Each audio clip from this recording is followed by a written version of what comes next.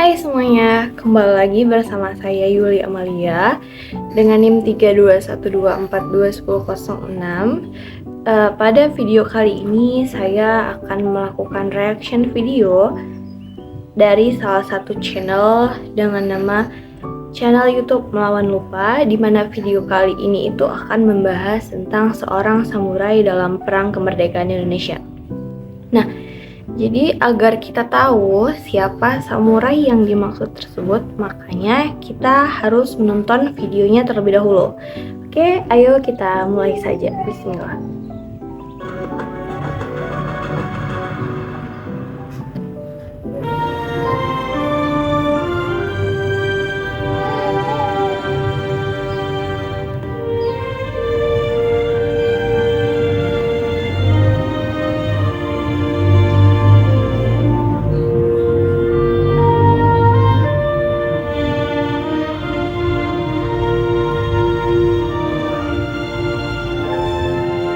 Perjuangan bangsa Indonesia dalam merebut dan mempertahankan kemerdekaan sebagaimana perjuangan kemerdekaan bangsa-bangsa lain melahirkan simpati dan dukungan dari sejumlah pihak.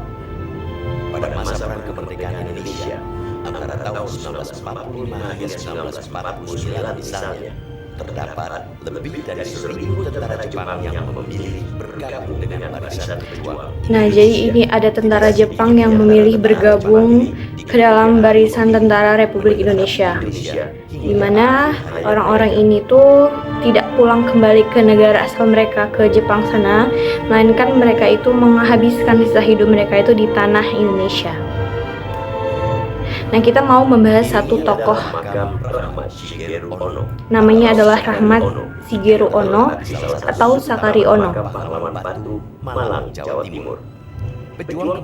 Dia sekarang sudah wafat. Adalah satu di antara puluhan bekas tentara Jepang yang memilih menetap dan menghabiskan sisa usia mereka di tanah air baru. Jadi Shigeru Ono ini merupakan tentara Jepang yang memilih menetap di Indonesia dan masuk ke negara Republik Indonesia dan menjadi salah satu bagian dari tentara Republik Indonesia. Menjadi tentara Jepang yang dikirim oleh Kaisar untuk membebaskan Indonesia. Jadi dia ditarik mundur untuk pulang, nggak mau, lebih baik membela tentara Indonesia. Nah, jadi katanya Pak Shigeru Ono ini sempat ditarik kembali ke Jepang, tapi Bapak Shigeru Ono ini tidak mau dan dia memilih untuk menetap di Indonesia. Diterjunkan di wilayah Nusantara saat pecah perang Asia Timur Raya. Menyusul serangan udara pasukan Jepang terhadap pangkalan militer Amerika Serikat di Pearl Harbor pada tanggal 8 Nah, ini serangan Pearl Harbor. 1941. Pasukan Jepang yang masuk ke wilayah Hindia Belanda dengan semangat Asianisme kala itu berhasil membius masyarakat Indonesia lewat cita-cita kemerdekaan dan propaganda saudara tua. Nah, ini waktu Jepang mulai masuk ke negara Indonesia. Sebulan, Jepang sukses merebut sebagian besar wilayah Nusantara dari kekuasaan Belanda setelah berhasil menduduki kota-kota penting seperti Palembang, Balikpapan, Makassar, Denpasar, hingga Batavia. Palembang, Balikpapan, Makassar sampai Batavia itu merupakan kota-kota besar yang pertama kali diduduki oleh Jepang. Sejarah pasukan Jepang berubah seiring terkuaknya berbagai praktek kekejaman dan eksploitasi yang dilakukan penguasa militer Jepang terhadap rakyat Indonesia. Ya, kita senang sekali waktu itu karena propagandanya sebelum masuk ke Indonesia, Jepang itu merasa dia itu sebagai saudara tua dan ingin membebaskan. Ini propaganda Jepang yang sangat umum ya, mereka mengaku sebagai saudara tua Indonesia kepada rakyat-rakyat mereka waktu itu, jadi mudah diterima oleh rakyat. Menarik hati supaya betul-betul nantinya kalau jadi Indonesia akan mendapatkan bantuan dari masyarakat. Dengan propaganda tersebut, jadi Jepang mudah sekali mendapatkan simpati dari masyarakat setempat. Jepang itu lebih kejam daripada Belanda. Nah, jadi sama dikatakan bahwa Jepang itu lebih kejam daripada Belanda. Karena kan salah satu undang-undang yang dikeluarkan bala tentara Jepang di Jawa dan Sumatera serta di daerah-daerah yang dikuasai Angkatan Laut di luar Jawa dan Sumatera itu adalah melarang partai politik dan juga melarang lagu Indonesia Raya. Jadi yang dulunya dipropagandakan Jepang akan datang sebagai pembebas dan lain sebagainya, itu dalam waktu singkat dilarang semua. Mulai terlihat watak asli Jepang yang sebetulnya hanya ingin mengeksploitasi bahan baku dari wilayah Indonesia. Jadi mulai terlihat tuh kalau misalnya keinginan Jepang tuh satu persatu mulai terlihat bahwa mereka itu hanya ingin melakukan propaganda.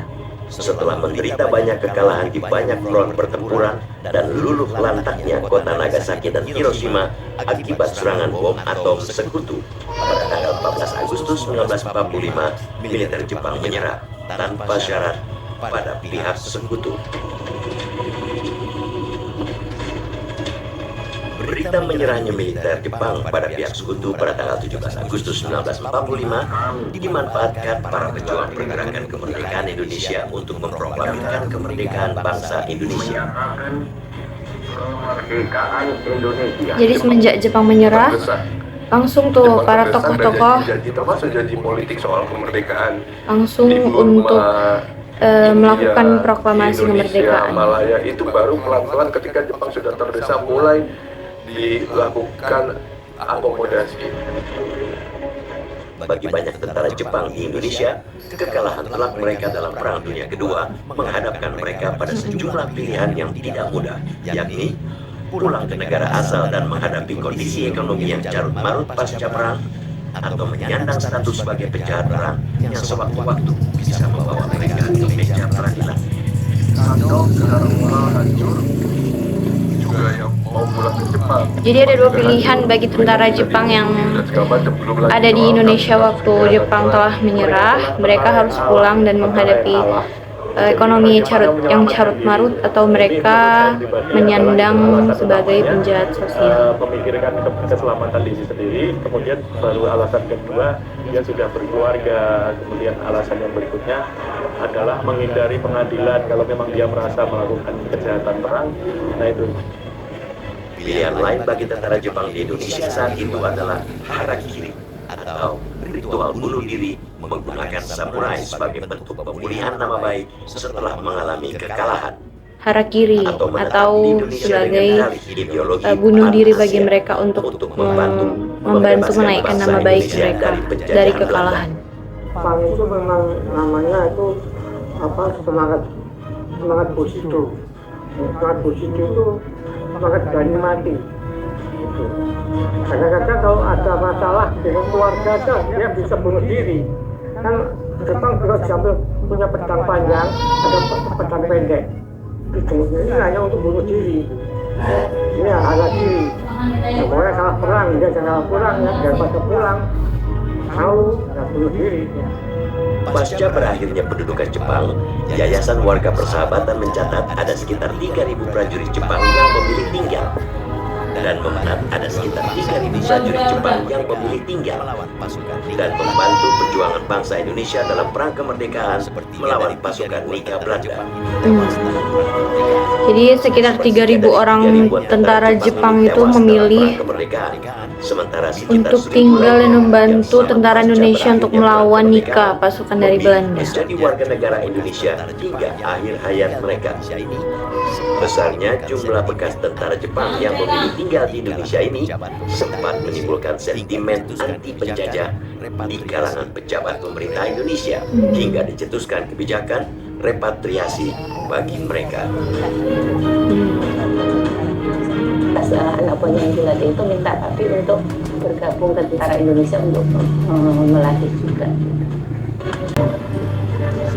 Salah seorang tentara Jepang yang ikut bergabung dengan bangsa pejuang Indonesia dan terlibat dalam perang mempertahankan kemerdekaan Indonesia adalah Sakari Ono atau dikenal dengan nama Rahmat Shigeru Ono. Nah inilah yang namanya Bapak Sakari Ono atau Rahmat Shigeru Ono. Pada tanggal 26 September 1919. Dia adalah orang Jepang asli ya Ono bergabung teman-teman. dengan militer Jepang tahun 1939. 1939 Pak Shigeru Ono itu masuk ke Tentara Republik Indonesia dan tergabung dalam Batalion 153 yang bermarkas di Purwokerto.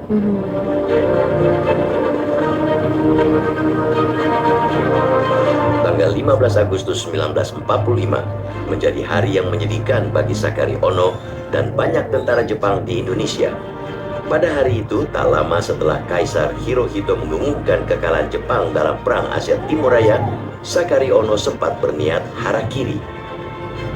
Oh, Namun, Pak Sakari Ono ini niat bunuh sempat diri berniat kemudian harakiri dia atau bukan bunuh diri tadi setelah pakai dalam samurai. benaknya terpikir bahwa tugasnya sebagai tentara untuk ikut membebaskan bangsa Indonesia dari penjajahan bangsa Barat belum selesai. Setelah meninggalkan kesatuan militer Jepang, Ono memutuskan bergabung dengan pasukan pejuang Indonesia. Ia juga membubuhkan nama Rahmat di depan nama aslinya. Nah, kami merasa waktu dikirim ke Indonesia itu bukan untuk menjajah, jadi untuk membantu Indonesia merdeka. Jadi kalau ceritanya Wabi sih, Jepang itu saudara tuanya Indonesia gitu. Jadi karena merasa tugasnya belum selesai, Indonesia belum merdeka, jadi Wabi memutuskan untuk tetap tinggal di sini. Oh, jadi karena propaganda Jepang itu kan awalnya itu untuk membebaskan Indonesia dari penjajahan Belanda. Lalu Pak Shigeru Ono itu memang tidak berpikir bahwa dia itu datang untuk menjajah, melainkan untuk membebaskan Indonesia itu. Nah, jadi karena dia merasa kalau misalnya Indonesia itu belum bebas dari penjajahan bangsa Belanda nantinya, makanya Pak Shigeru Ono ini memilih menetap dan bergabung ke Tentara Nasional Indonesia. Semua Indonesia. laki-laki dewasa ingin ikut membela, mengangkat senjata untuk menegakkan kemerdekaan Indonesia. Nah, orang-orang ini kan berbeda dengan tentara peta, katakan dengan tentara peta kan mereka dilatih Jepang dengan persyaratan mereka bisa baca tulis, paling tidak pernah sekolah dan lain sebagainya. Nah, ini kan orang-orang desa ini masih banyak yang buta huruf dan lain sebagainya. Nah, tugas orang-orang Jepang itu adalah melatih orang-orang umum yang belum pernah dilatih militer sama sekali itu untuk bisa ikut mengangkat senjata. Pada awal tahun 1946, Sakari Ono yang dipindahkan ke Yogyakarta mendapatkan tugas dari Markas Besar Tentara Indonesia untuk menyusun buku khusus taktik gerilya yang dirangkum dari sejumlah buku taktik militer Jepang. Buku rangkuman taktik gerilya ini kemudian diterjemahkan rekan Ono, Abdurrahman Tatsuo Ichiki, ke bahasa Indonesia. Ichiki bukan seorang prajurit. Ichiki adalah Jadi Pak Shigeru Ono ini juga merupakan seorang pelatih bagi orang-orang yang belum pernah dilatih militer. Nah, jadi selain itu juga Pak Shigeru Ono ini juga sempat menulis buku taktik atau strategi militer. Diterjemahkan oleh Ichiki. Jadi walaupun dia orang sipil, dia juga mengerti persenjataan dan yang penting juga adalah menerjemahkan buku-buku dari bahasa Jepang untuk kepentingan melatih militer ke masa yang belum pernah sama sekali bersentuhan dengan dunia kemiliteran. Pada tahun 1946, Sakari Ono dan Ichiki mengajukan permintaan ke Markas Tentara Indonesia untuk diterjunkan ke garis depan pertempuran. Setelah permintaan mereka dipenuhi, Ono beberapa kali terlibat dalam pertempuran melawan pasukan Belanda.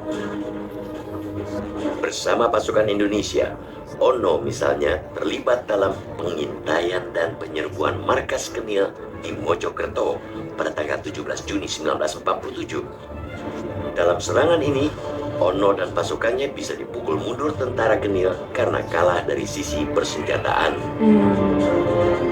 Jadi Pak Sakari Ono ini Pasca memang perjanjian Renville banyak sekali bergabung. 17 Januari 1948, ada kesepakatan pemerintah Republik Indonesia dan pemerintah Belanda untuk menangkap semua bekas tentara Jepang yang masih ada di Indonesia.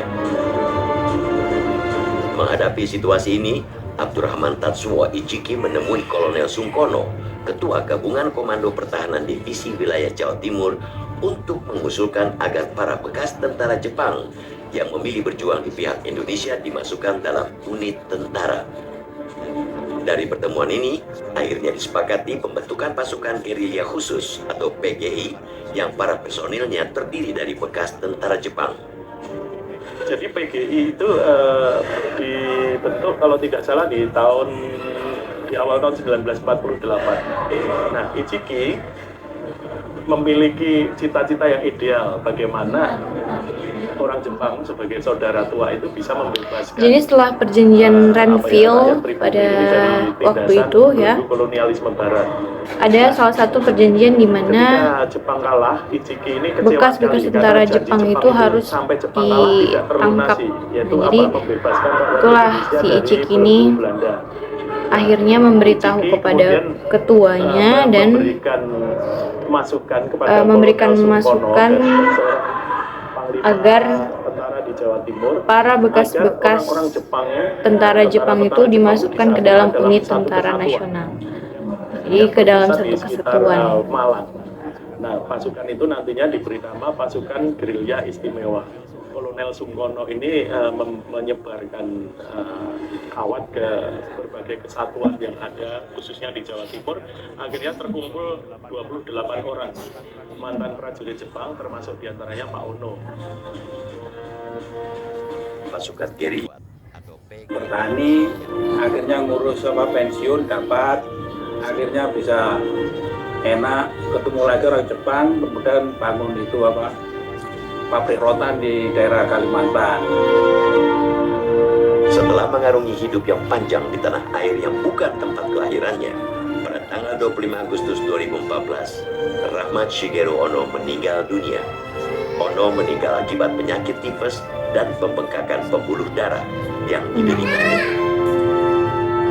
Jadi Pak Shigeru Ono ini meninggal dunia di Indonesia karena sakit tifus dan pembengkakan pembuluh darah. Kemerdekaan Republik Indonesia dan dimakamkan di Taman Makam Pahlawan Batu. Meski diwarnai propaganda, kekerasan dan penindasan, tragedi sejarah yang ditinggalkan militer Jepang di Indonesia memiliki dampak signifikan terhadap hubungan diplomasi kedua negara. Ada di beberapa daerah terjadi insiden, jadi memang sangat tergantung dengan siapa mereka berinteraksi, dengan siapa mereka sehari-hari bergabung atau menggabungkan dirinya. Nah itu sih. Ya seperti di Sumatera kan ada kejadian yang dibunuh segala macam, itu kan ada gitu, termasuk orang-orang yang merasa dirugikan atau membalas dendam karena perlakuan kekerasan semasa pendudukan gitu. Ya, jadi banyak hal-hal yang memang berubah dan ya ada enak tidak enak dan senang tidak senang ya buat masyarakat kita semasa pendudukan Jepang, dan itu disiplinnya kan keras sekali ya. Iya.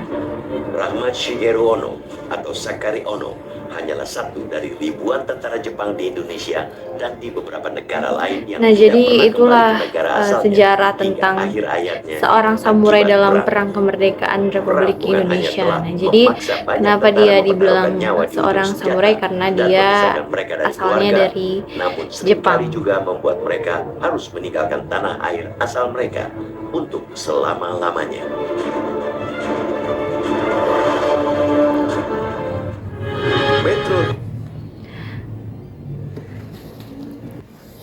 Nah, jadi begitu ya teman-teman, bahwa ada sejarah yang memang dituliskan di dalam sebuah buku dan ada pula sejarah yang harus kita lihat, kita tonton atau kita dengar langsung dari saksi-saksi sejarah tersebut. Nah, jadi itulah tentang Pak Rahmat Shigeru Ono yang merupakan bekas tentara Jepang dan akhirnya mengabdi di Indonesia.